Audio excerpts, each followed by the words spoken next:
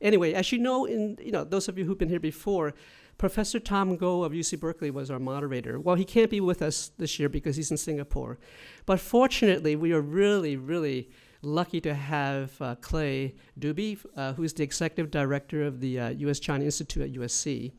And Clay took part, as was said before, in our symposium at the Gala in March, and he talked to Sandra and Monica and said, I really want to be a part of the 1990 Institute's activities. So here he is today. There's a short bio of Clay, and as you can see, he's a historian by training. He's a professional development expert. And for us, the important thing is he's a trainer of teachers who help teachers to become better at what they do. And Clay was a secondary school teacher in the San Diego Unified School District. I told him I was actually in San Diego for about a year in the 70s as a Vista volunteer, and that excited him a lot that I was there. He was also a teacher in Beijing for about 3 years, and he also taught at UCLA and USC, and he's the recipient of 3 teaching awards. So you're going to get a treat today. He's going to show you his magic, and Clay is going to be the moderator for all of the panels. But he begins today with his own presentation on the China Dream, One Belt, One Road initiative, which, by the way, when you see his slides, he will explain that what he is presenting covers all the topics. It's going to touch on all the topics the panelists will be covering in the next 2 days. So welcome to our mini Davos here in Redwood City. Just pretend you're in Switzerland, and you're going to enjoy these next 2 days. So thank you. And Clay, please, big warm welcome to Clay.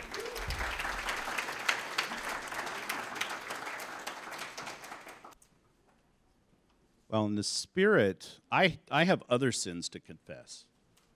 Paul talked about China bashing as a high school student. My sins didn't involve China.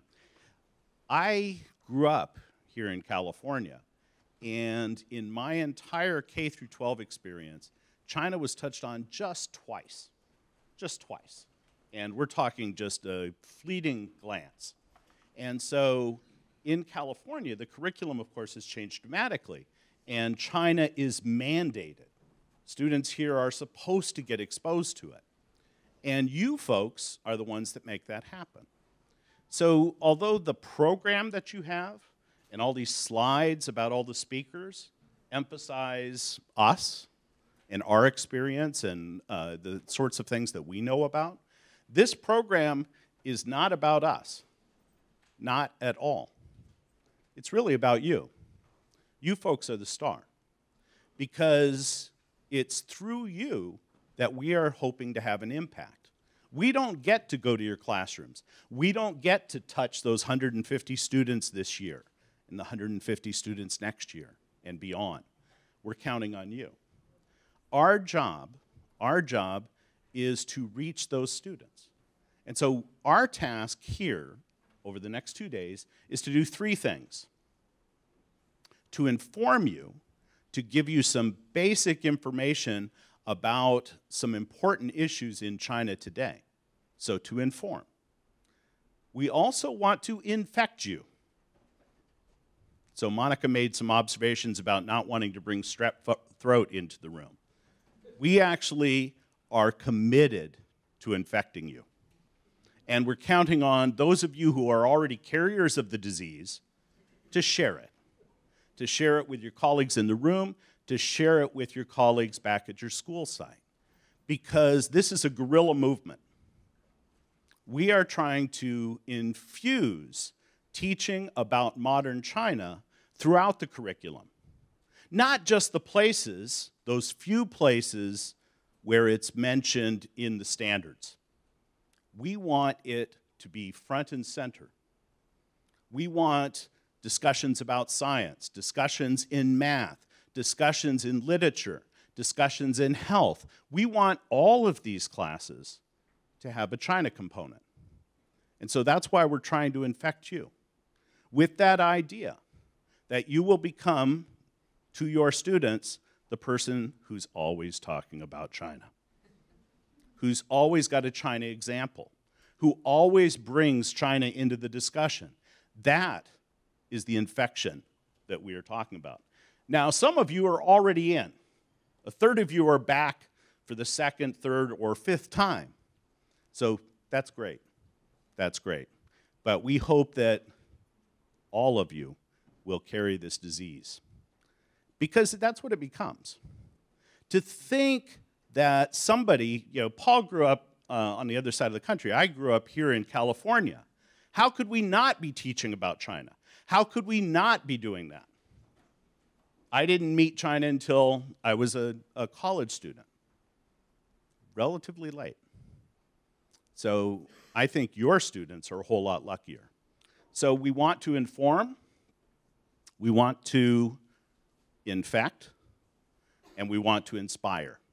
We want you, not just today and tomorrow, but always to be thinking about, how can I bring that to my students?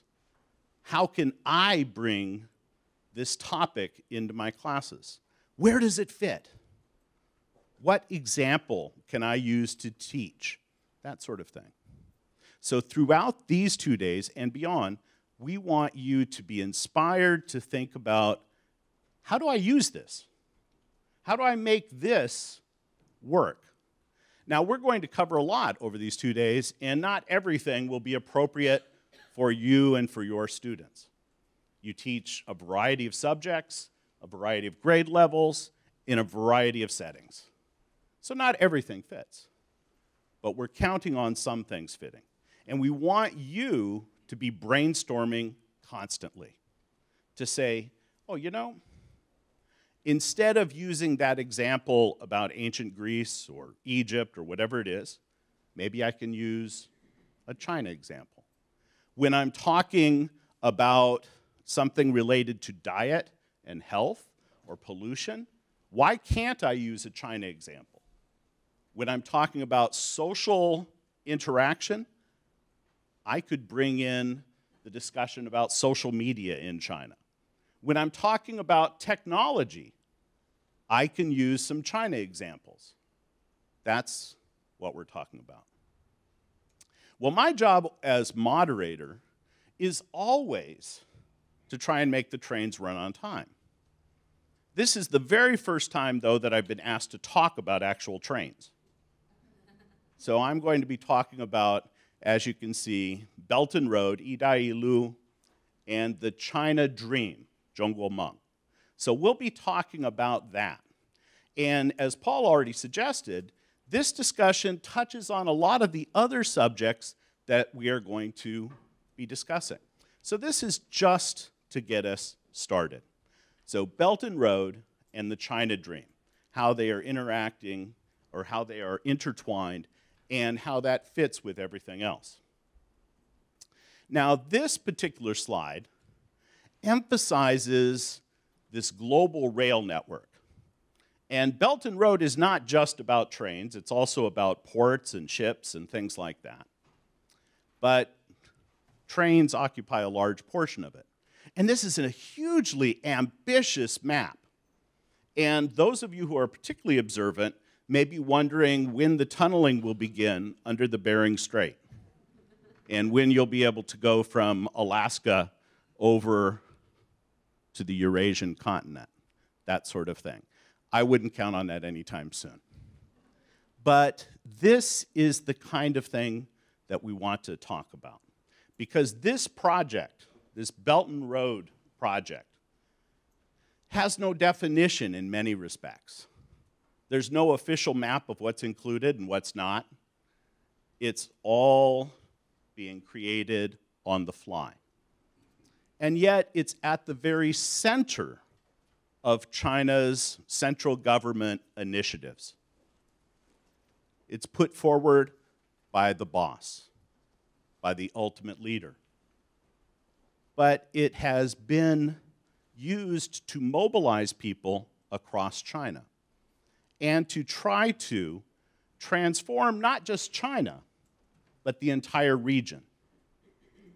It has an economic component, it has a domestic political component, and it has a geopolitical component. And we'll touch on some of those things. But think about this. I live in Southern California. We're up here in Northern California. Will we ever have a high-speed train that runs between us? I hope so. I hope so. I hate LAX. But in any case, look what China is planning. Now, there are some statistics. In March of this year, this report was issued and talked about the amount of trade that already exists between China and the countries that are in some form or fashion on the Belton Road list. Truth be told, there's no country that's really not on the Belton Road list. Almost anything external to China sometimes gets lumped into Belton Road. But look at those numbers. Already, a fourth of China's external trade is with these places.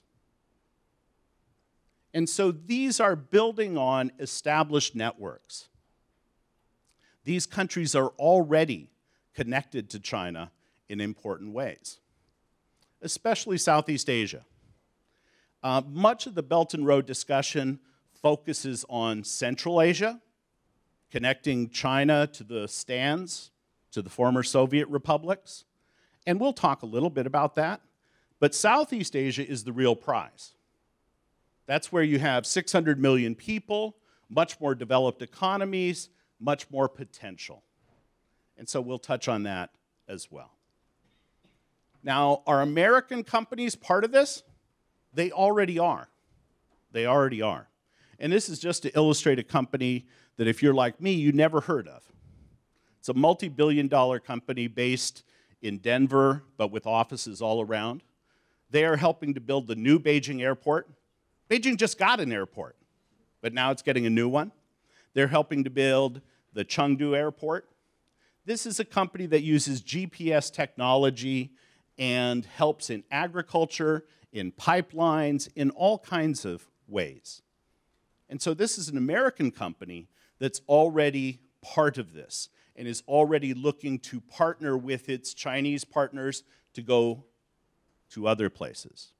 So this is already happening. And this is already touching upon China.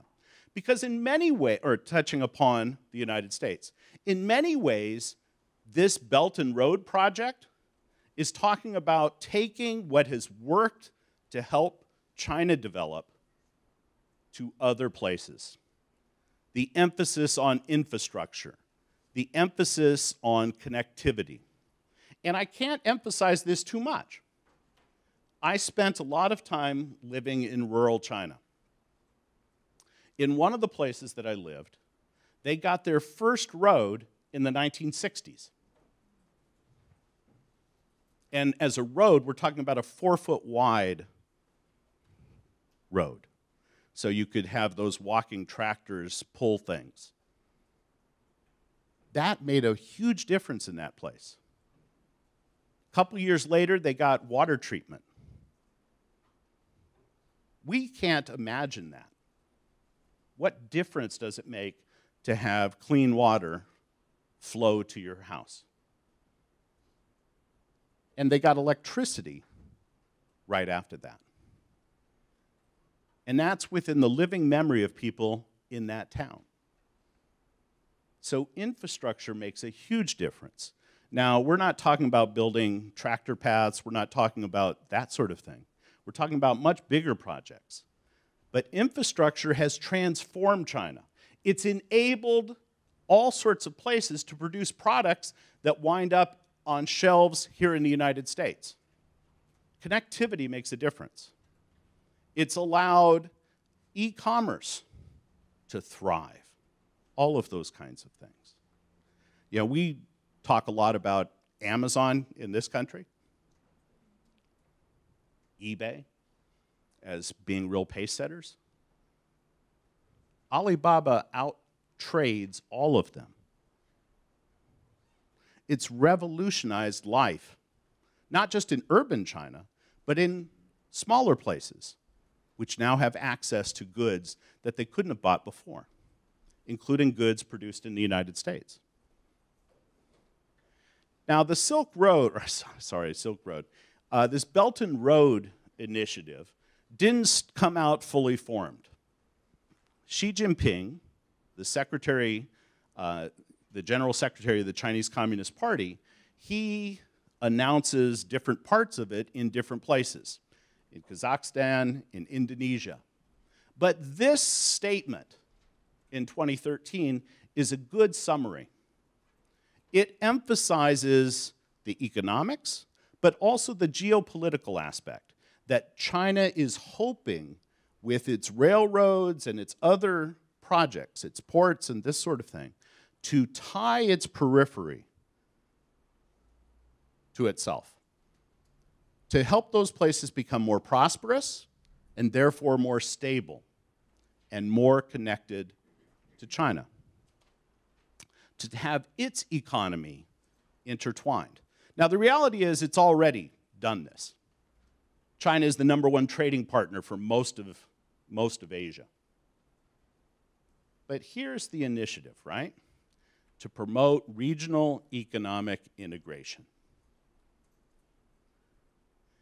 And part of the message, and I want to emphasize this, because Belton Road is also a little bit smoke and mirrors. The key message from Beijing is that this is a way to help developing countries advance further. And so Belton Road goes to advanced countries, but it's first tying China more firmly to the developing world. And this is an important message. It's not a new message for China. China has always described itself as one with the developing world and wanted to distinguish itself from Europe, from North America in this way, but emphasizing that this is about helping countries that are not yet rich become more prosperous, helping them. So that's part of the message. Now, anybody, including many of you who have lived or worked in China, you know that when the Chinese government chooses to do something, they push it and push it hard. There's nothing that's been pushed harder than Idai-Lu, Belton Road. Everything winds up being about Belton Road. So if you're an elementary school teacher in China, you're talking about Belton Road. If you're a factory leader, you're talking about Belton Road. And you're being talked to about Belton Road. Here's the official Belton Road Chinese website, Idai-Lu. Say it with me now, Idai-Lu. Oh, that was pretty lackluster. One more time, Idai-Lu. Oh, okay, we have a song to learn a little bit later, all right? So just hold on. But look at the website. Even if you can't read Chinese, just look at the pictures. What do you see? You see bridges, trains, cranes, infrastructure. The Chinese faith in infrastructure is paramount. That's at the center. And because China's looking beyond its borders, there's an English version of that website. But they still use Idai-Lu. Idai-Lu. And you'll find all kinds of dedicated sites on People's Daily, on CCTV. All these sorts of places have some story. You can watch on YouTube, for those of you who choose to, some really interesting documentaries that have been produced about the Maritime Silk Road, that look at things like transnational marriage, that look at the impact on fishing and a number of other issues. So there's all sorts of information. But I want to show you this to emphasize the propaganda impulse. Has it succeeded? I'm here talking to you thousands of miles away about Idai-Lu. It's a big project. It's a big project. And all the governments of China, including the special administrative region in Hong Kong, have been mobilized to the cause.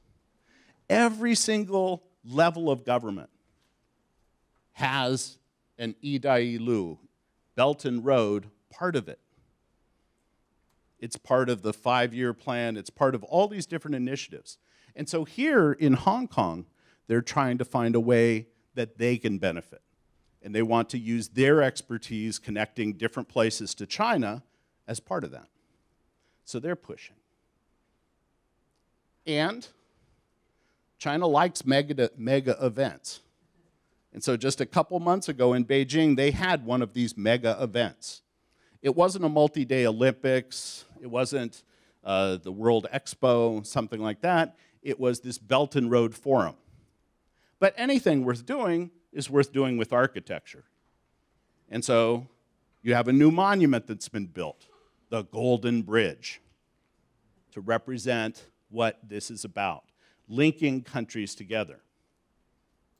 And right at the center of political Beijing, where you have the so-called EGG, the National Performing Arts Center, that was part of it too. And of course, the opening by Xi Jinping, the Secretary General of the Chinese Communist Party, emphasizes these ideas. And so this is part of the message. Part of the message. We come in peace. This is about peaceful development. This is about cooperative development. We are not coming with armies. We are not occupying. We are not forcing you to change your faith or your language or any of those things. We come peacefully and in a cooperative way. That's a giant part of the message here. And it emphasizes openness, that we work with everybody. So perhaps you're a dictator who's been in power since the fall of the Soviet Union, and before that you were the party secretary of that place. We work with you. Perhaps you're a democracy like Indonesia. We work with you. Or you're something in between. We work with you. Openness and inclusiveness, long a part of the Chinese message. And we are to both benefit. This is not just so that we can take the good stuff that you have in your country and bring it to China, where we need it. And it's not just so that we can sell you the stuff we have too much of. It's for everybody's gain. And the new word in China is connectivity, lianjie, talking about how we bind people together, economic advance, and how this can be done in an innovative way, and how by connecting, by increasing the size of these markets, we can stimulate innovation. We don't know what will be created, but we think by laying a foundation, we'll help to launch it. That's the idea here. As is always the case, if you show up, you get counted. And there's pressure to show up. You folks go to events because, well, you have to, right? They're expecting you to. Well, with Idailu, there's a whole bunch of that too. As you know, the United States didn't send a head of state. The richest countries didn't do that. Italy was the richest country to send a head of state. But 29 heads of state attended. And you had representatives from most of the rest of the world, including the United States. At the last minute, we got our act together and sent someone. Okay. And international organizations, the World Bank, the IMF, all of these organizations participated. Now, is China the only place that tries to mobilize people? No, we see that all the time. That's what American democracy tends to be about, getting people behind an idea. And this guy, he did that too. He used, in fact, China as a mobilization tool. This is the State of the Union address, but he used it in other major addresses too. So in this famous speech 7 years ago, he talked about what? China's ahead of us. So is Singapore, but emphasis on China. And he concluded with, how can this be? That used to be us. We used to have the best, the fastest, the newest, the thing that could carry the most. Why can't we do it? So in the United States, China has been used to mobilize people behind a particular idea. And how many high-speed rail networks do we now have in the United States? You see the proposal on the bottom there, all those green lines? How many of those exist? Yeah, not even that, really, right? So America, of course, is quite different. There's no one political party that drags everybody else along. It's not a centralized government in that same way. And Americans, although we used to have a tremendous faith in infrastructure, in fact, the reason my hometown now of Los Angeles is the place that dominates in terms of US-China affairs. There's some people who think Washington does. Some people even think this place does. Bad news. The center of the US-China relationship is Los Angeles. That's where all the goods pass through. All the goods. Going to China, coming from China. For the most part. For the most part. Everybody in China, virtually everybody in China, has seen a Hollywood film. Some are quite addicted to them, right? So there's a big impact. California, as you're going to hear later, is the real center of the US-China relationship. Matt Sheehan will be talking about that. Of course, Obama and our governor here, Jerry Brown, they're not the only ones who want to build things. We now have a builder-in-chief as president. Stay tuned. Stay tuned. These are a couple of projects that he's out promoting, right?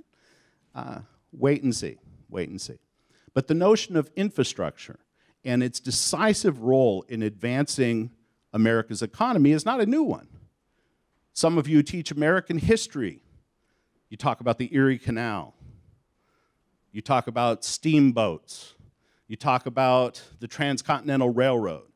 You talk about the invention of the telegraph. Before there was Amazon, there was this thing called the telegraph that told you what prices were in distant places. More recently, in the 50s and 60s, we have the interstate highway system. All of that. So infrastructure has played a giant role. And opening markets has played a giant role. I want to ask you here, this is a quiz. What was America's very first multilateral trade agreement? Was it NAFTA? Somebody shout out. What was it? What was our first multilateral trade agreement? Marshall Plan is one possibility, although that wasn't really about trade. It was about rebuilding Europe back up. Absolutely. No. Friends, the first multilateral trade agreement in American history is the document that we still are governed by, the U.S. Constitution. The driving force pushing forward the establishment of the Constitution was in part to do what? To create a 13-state market so that those folks in New York or Virginia couldn't discriminate against the products of others. And so the people in Georgia didn't have to go to Maryland and negotiate an agreement to sell whatever they had to sell. We have bound the United States by that. Only the national government can govern interstate trade. Right? So that notion of markets and shared governance, we shouldn't be quite as afraid of it as we seem to be. Well, using history. Of course, when you talk about a Silk Road, that is to resonate with the long Eurasian history of having Asia tied to Europe. these markets, these traders. And there was no high-speed rail or internet or anything like that, right? We're talking camels and other means. But that's part of this. And it's a deliberate choice. It's handy because it's true. The Silk Road and the other goods that traveled across these distances, that happened. It's not fake news. It happened.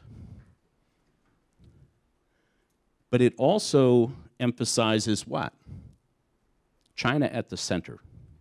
China as the most advanced society with the highest technology, the luxury goods.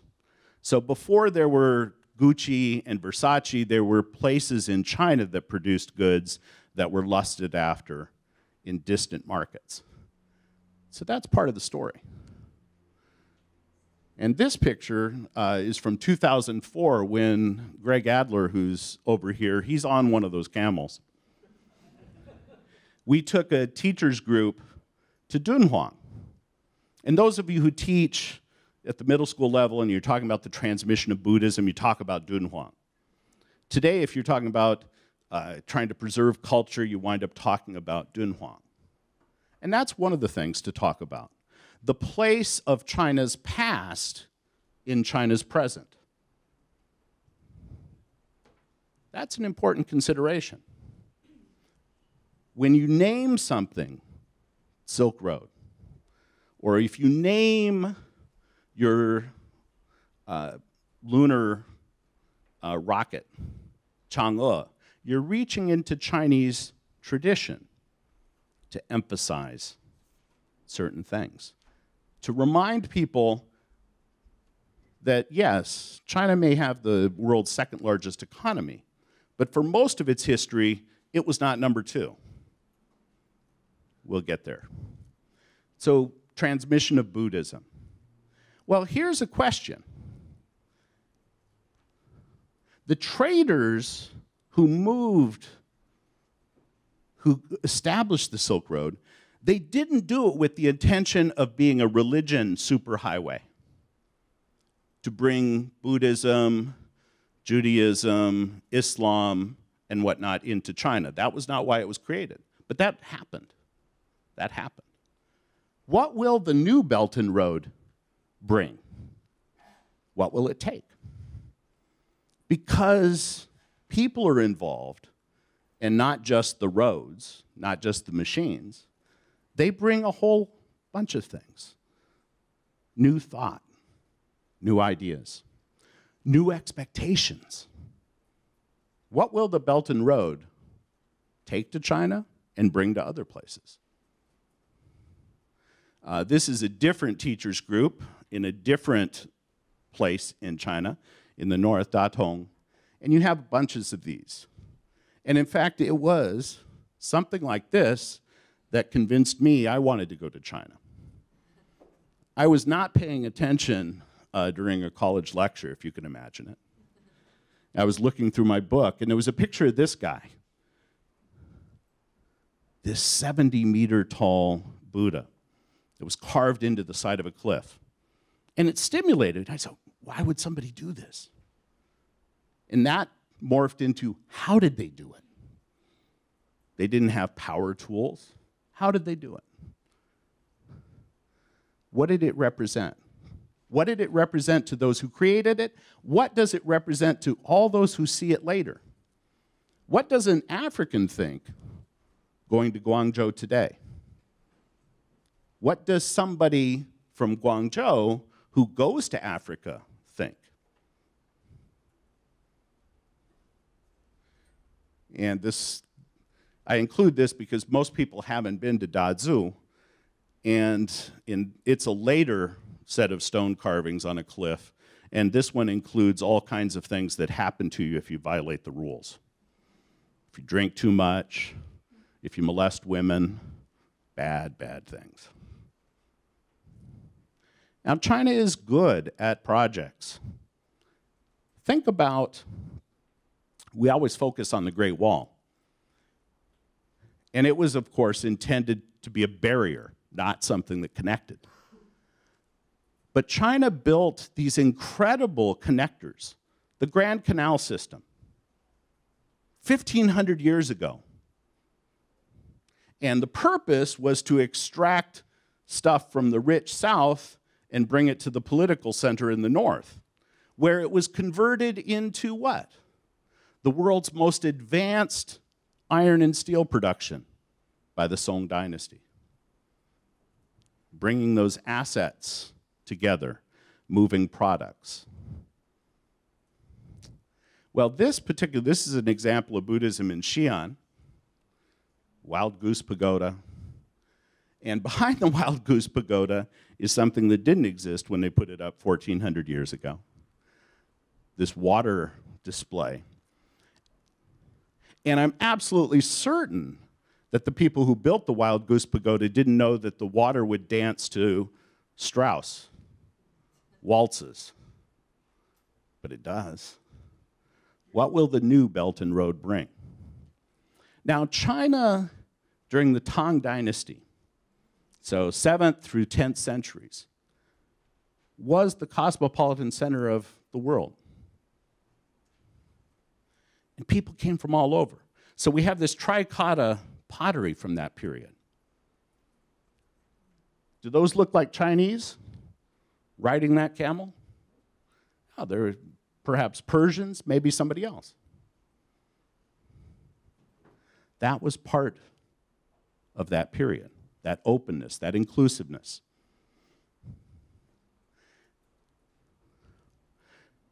In 2009, right after Obama was elected, at that time he was this hugely popular figure in China.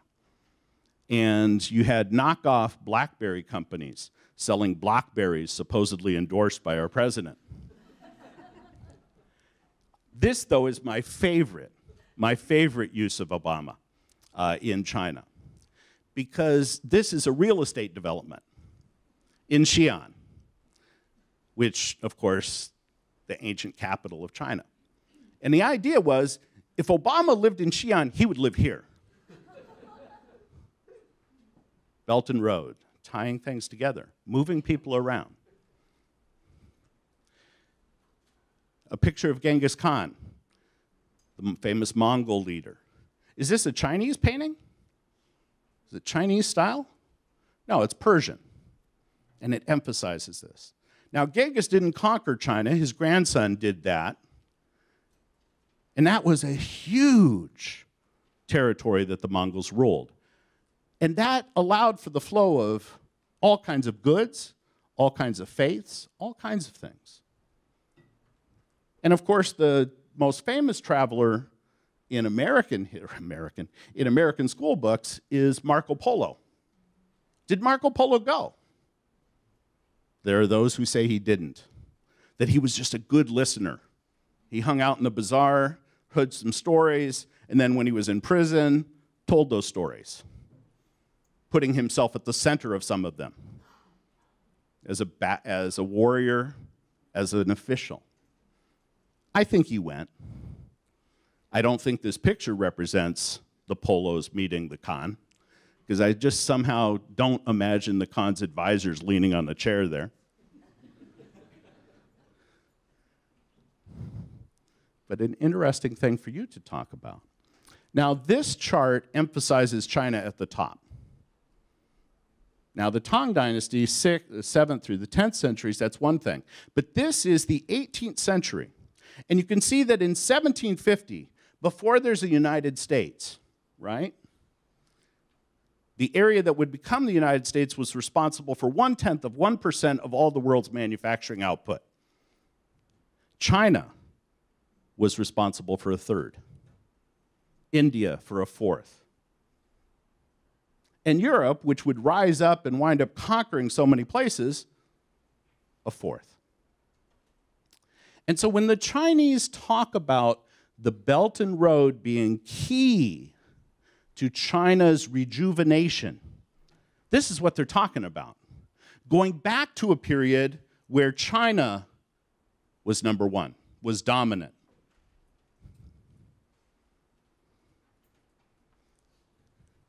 I skipped over one, but could we play this? Oh, friends, this is where you sing. 一带一路 What on earth is it? No.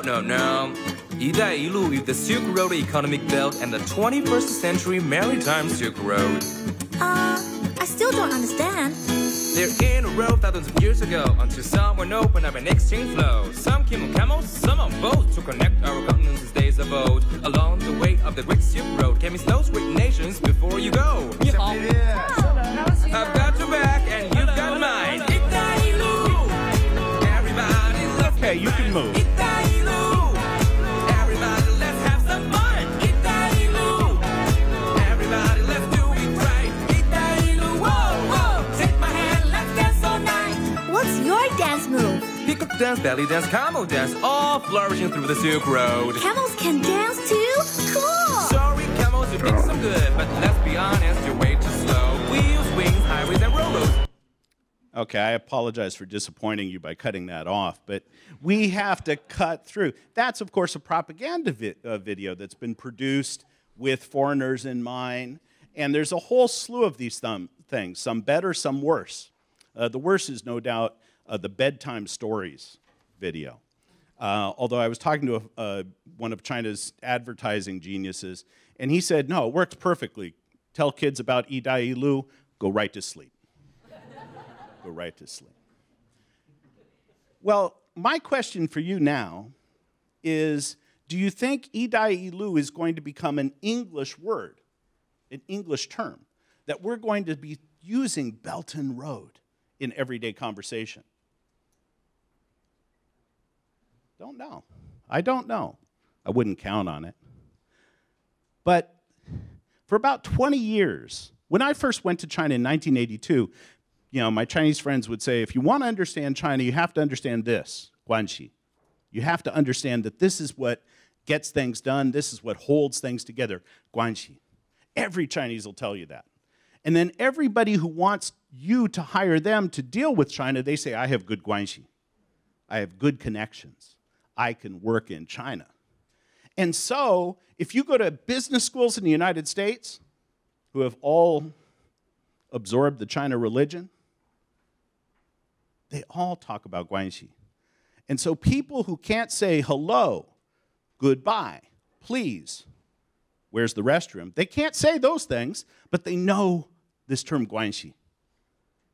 And so for a long time, I've been joking that guanxi is part of the English language. It's not a joke anymore. A year ago, the definitive dictionary, the Oxford English Dictionary, said, yeah, guanxi is part of the English language, and brought it in. So you could be on the cutting edge. You might be the first among your social center to be using 一带一路. Don't know. Well, we have so much ground to try and cover, and I haven't even deluged you with maps and statistics. But now we turn to the China dream. This is something that Xi Jinping is credited with, that he said, the China dream. And for those of you who read Chinese, you know at the top it says China dream in big characters, the calligraphy off to the right, but next to it, it says people's dream. People's dream. The China dream. The Chinese dream. Now, individuals, of course, can have all kinds of dreams. And they do. We're going to be talking about young people and others in China who are dreamers in various ways. But the China dream is a collective dream. It's put forward by the governing party, by the leader of that governing party. And the China dream is not quite 2 cars and a chicken in every pot, or however the expression is supposed to go. It's about the rejuvenation of China. And the rejuvenation of China is to contrast with the story about China's more recent past. Not about the Tang Dynasty, not about even 1750 when China was riding high, but the 100+ years when China was laid low, when other countries pushed China around. And this particular monument marks the anniversary, the September 18th official National Humiliation Day, when Japan began to take control of Manchuria. It's part of this national humiliation story. And so we've been down, but we're coming back. That's the message of the China Dream. We've been abused. No one will abuse us in the future. We will lead. We will initiate. And the rejuvenation, the China Dream, according to the government, has these 4 components. Has to do with prosperity and military strength. This is why the Chinese have military as part of their National Day parades and things like that. Civilized China. This question of people treating each other better. Harmonious China. This speaks to the fact that there are terrible divisions within China between rich and poor, between ethnic groups, between rural and urban, between the powerful and those without power. A beautiful China, not a country shrouded in smog, plagued with water pollution, that kind of thing. Now, how to do this? Well, the Chinese Communist Party that puts forward this idea is a Leninist party. And what that means is it's highly centralized. Highly centralized. A relatively few people at the top setting the norms. And right now we have some jockeying going on about who will continue to do that. Xi Jinping is very much in command. We see that almost every day. And so the idea is that this Leninist party will drive this. Because the companies that are going to build all of this stuff, the leaders of those companies, those state-owned companies, they're appointed by the Communist Party. They themselves are Communist Party members. They are obligated to fulfill Communist Party discipline. Now, this isn't your grandfather's Leninist party, because China's economy today is dominated in many respects by private companies. And there are capitalists in the Communist Party. It's an odd entity. It's an interesting hybrid, the most dynamic place around. And so you have this Leninist party state pushing this, beginning to end. Now, that Leninist party state talks about openness and inclusion as part of the Belton Road. But at the same time, there's a clamping down on what can be said in classrooms, what can be said on the internet, all of those things. That's going on. And so the question is, are the doors open? Are they closed? We have to wait and see. I'm getting waved at by the people in the back here. But I need to emphasize just a couple of things, and then we'll move on. And the first is, China is already the world's biggest exporting country, far and away. In 2016, $2.1 trillion worth of stuff. But that's actually a decline from 2014. Who's number 2? The United States is number 2. We export a bunch of stuff, including stuff to China. I'm going to skip over these things and maybe end here, although I don't know what slide I'm on. There's about 109 altogether, and we're at, what, 20? This is what I'd like to end on, because this brings it back to U.S.-China stuff. And later today, we have this podcast that's going to talk about U.S.-China relations in the age of Trump. And here's a statistic that too few Americans know. All Americans know that China sells more in goods to the United States than America sells to China. And many people think that's a very big deal. They worry about job loss, that sort of thing. But too few Americans know that since China entered the World Trade Organization, American exports to China, that blue section on that chart, have actually increased at a faster rate. How much faster? Well, you couldn't figure it out from looking at the chart, but here's the number.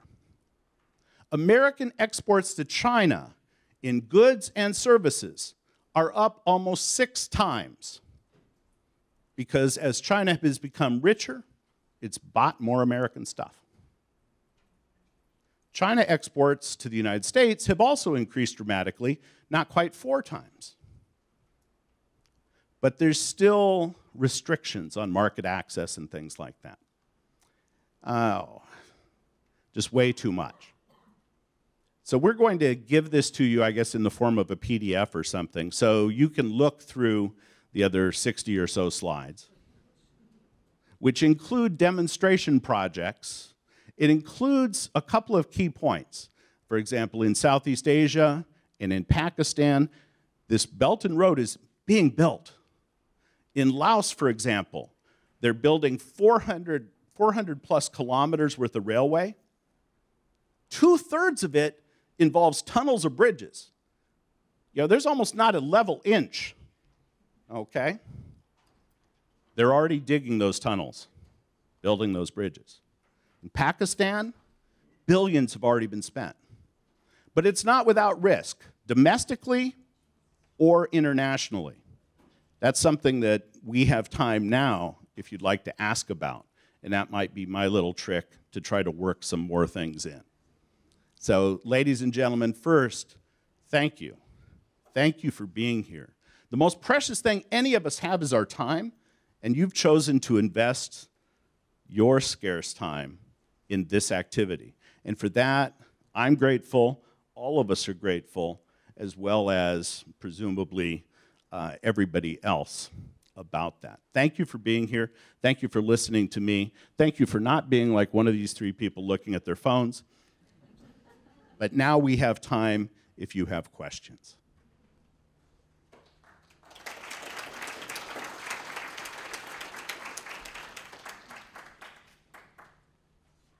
If anybody has a question. Please. So I heard on NPR recently about China's development, infrastructure development in Southeast Asia, and the reporting seemed to portray a negative effect on the people in those other countries, whether or not they even wanted Chinese developers there, what benefit was it bringing to the local communities. It didn't mention, or at least I didn't hear it, but I'm assuming there might have been some worker exploitation concerns, so if you could speak to that.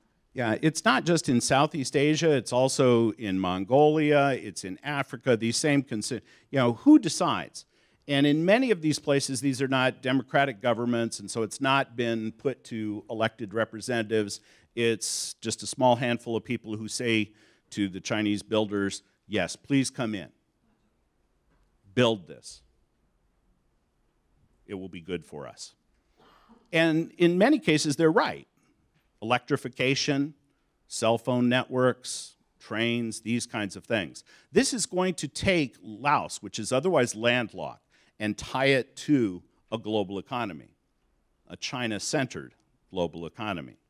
And in terms of how it's being built, how land is being taken, all of those sorts of things, abuses abound, right? Land is seized.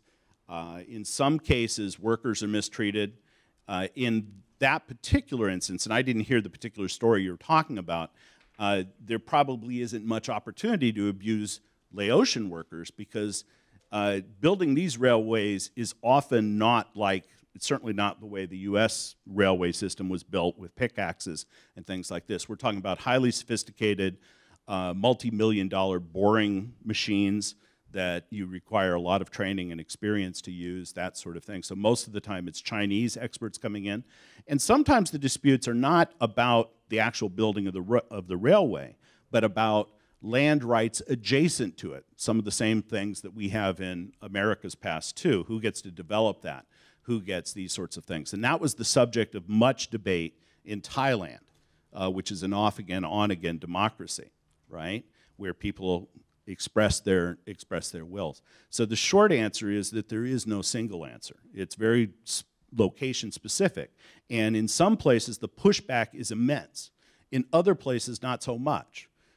In less densely populated Central Asia, the pipeline building and things like that has not been as fervently debated. But in Pakistan, it's a big issue. And 15,000 Pakistani soldiers are on the job defending those projects, bridges, dams, all of that kind of thing. And who's going to pay for that? Well, the answer in that particular instance is energy users. Everybody in Pakistan will now have a surcharge on their electric bill. So they will get to contribute to this effort to build this. The idea is that they're benefiting from it, that sort of thing. But China has found a lot of these deals don't necessarily work out. Pakistan is probably not going to be able to pay back much of the loans. It's already in arrears on some. Venezuela is a hopeless case, $60 billion gone. That sort of thing has happened. And McKinsey did a study that this is not uncommon for Chinese companies going abroad. 3 out of 4 mergers and acquisitions, including some of the ones that I was starting to show you there, don't yield great profits. So it's a hard thing. And when you start talking about environmental costs, dams, things like this, very contentious, and very location specific. Please. Hi. Yeah, I just have 2 questions. The first one is, when does this portal, the vision for the portal, begin, and like when does it actually like made public? And I guess the second question is, can you clarify what you mean when you say China-centered economy? Once this is built, what does that? What's the definition of that? There was a time where all European roads went to Rome. You will notice something about that network. But one of the funny things about building a China-centered infrastructure connection is, of course, that people along the way can trade with each other. And those kinds of things can stimulate other kind of buildings. So when I say China-centered, the Chinese companies are the ones who get the contracts to build these things. And so partly it's a way to keep the domestic Chinese economy humming. I didn't get to a bunch of slides about the reasons for that, and those include demographic change and things like that, a lack of labor, a lot of different things. So this is a way for China to keep its economy going. So that's very much a part of what's going on with this. So that's the China-centered. China is also trying to establish standards, what size railways you put in, what kinds of cell phone networks get built, all kinds of things along those lines. And then the second question, I'm sorry, could you say that again? When was it envisioned? That was maybe the first question. As many things in China, all of this stuff gets lumped together. And so the Belt and Road project began long before Xi Jinping said we're going to have this economic belt, we're going to have a Silk Maritime. They were already building ports in Africa, ports in other kinds of things, okay? So that was already underway. There is no end date. There is no end date. And there's no target. There's no sense that we're going to have X number of kilometers and those sorts of things. It's a very vague declaration of intent, saying this is the overall aim. Rejuvenating China through this Belt and Road Initiative. I don't know if there are other questions. You don't get to ask them, though. We've been told that we need to move to the next stage, and so we're going to do that. And you folks are extremely kind for being so attentive. We now have a couple of speakers coming to the podium. The first is Professor Qingwen Dong, who is the head of the communication department at the University of Pacific. And we're extremely fortunate to have Professor Dong with us. The focus of his teaching is applied work. So he doesn't just talk to his students, he helps his students understand concepts, and then he has these students go into the field to carry out research. He himself has published on a wide variety of subjects, including he has a publication where Guanxi is in the title, and he has looked at the transmission of values, the ideas about all sorts of things through social media and other communications technologies.